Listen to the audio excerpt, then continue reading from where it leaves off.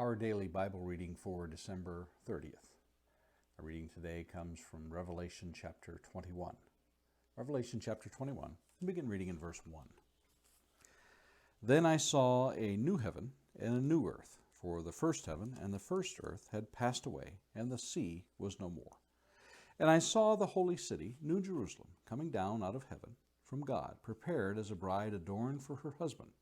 And I heard a loud voice from the throne saying, Behold, the dwelling place of God is with man. He will dwell with them, and they will be his people, and God himself will be with them as their God. He will wipe away every tear from their eyes, and death shall be no more. Neither shall there be mourning, nor crying, nor pain any more, for the former things have passed away. And he who was seated on the throne said, Behold, I am making all things new. Also he said, Write this down, for these words are trustworthy and true. And he said to me, It is done. I am the Alpha and the Omega, the beginning and the end. To the thirsty I will give from the spring of water of life without payment. The one who conquers will have this heritage, and I will be his God, and he will be my son. But as for the cowardly, the faithless, the detestable, as for murderers, the sexually immoral, sorcerers, idolaters, and all liars, their portion will be in the lake that burns with fire and sulfur, which is the second death.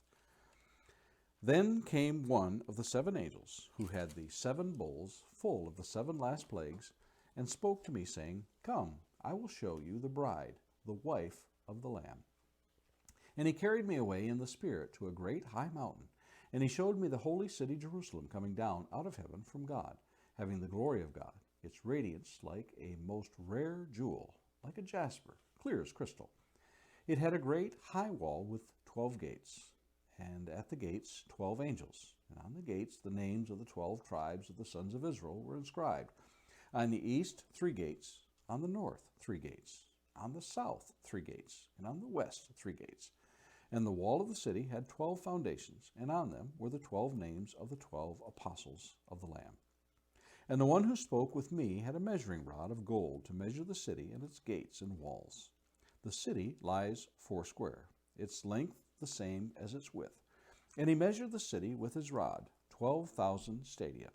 Its length and width and height are equal. He also measured its wall, 144 cubits by human measurement, which is also an angel's measurement. The wall was built of jasper, while the city was pure gold, like clear glass. The foundations of the wall were adorned with every kind of jewel.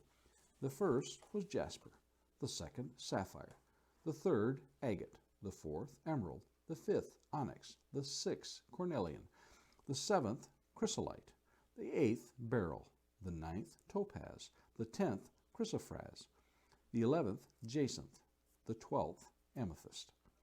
And the 12 gates were 12 pearls, each of the gates made of a single pearl.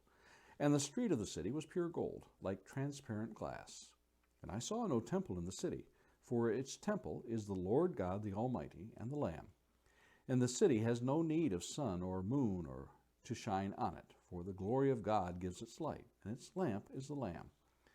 By its light will the nations walk, and the kings of the earth will bring their glory into it. And its gates will never be shut by day, and there will be no night there. They will bring into it the glory and the honor of the nations. But nothing unclean will ever enter it, nor anyone who does what is detestable or false, but only those who are written in the Lamb's book of life. A few thoughts for today. Anyone who has ever gone through a horrendously traumatic, and everything traumatic is horrendous by its very nature, a traumatic ordeal, knows that the peace that comes after is a welcome relief from the tumult they have just experienced. That relief will surely come if we are allowed to live through that ordeal. How terrible it must be for those who suffer such things alone, and worse, those who do not have God to aid in times of trial. Our passage from the 21st chapter of Revelation is one that is often used as an aid and comfort to those whom death and tragedy have struck, and rightly so. How much more so is this in light of what the first century church has endured? But their suffering isn't over. Remember, John is writing this to people who are being warned of what is soon to pass. Some will be put in prison, some will be tortured, and some will be killed. The Alpha and Omega tells John that he who overcomes will inherit these things, and I will be his God, and he will be my son. Revelation 21:7. In one sense, we see this as that which will occur at the end of the ages, in the great day of judgment, when all men shall be gathered from the ends of the earth, and from the graves, and from the sea. Yet, in another sense, what we may be seeing is the triumphant church emerging after the defeat of the great Roman Empire. What leads to this thought is verse 24. The nations will walk by its light, and the kings of the earth will bring their glory into it. Verse 24. The gates are pearls, 12 of them, 3 in all directions, to receive the nations streaming to her. The church shall come through triumphant. She shall be adorned beautifully. She is the New Jerusalem. She shall not have the battle scars, nor the blood and wounds inflicted by the oppressive Romans. Nations will stream to her, just as Isaiah prophesied. Yes, the church shall survive, and she shall prosper. What a message to the Christians then. What a message for us now. Whatever ordeal we will undergo, we are assured that even the gates of hell shall not prevail against us. Question of the day. Have you prepared for that day when you shall enter the gates of heaven? Finally, a thought to meditate on today. The idea that God dwells among us is an awesome thought to comprehend. No longer divided by the veil, we are told that even the sea was gone. The sea was that which the Jews saw as something that divided or separated. That sea is gone. God is among us, and his name is Wonderful, Counselor, Prince of Peace. And those are our thoughts for today, December 30th.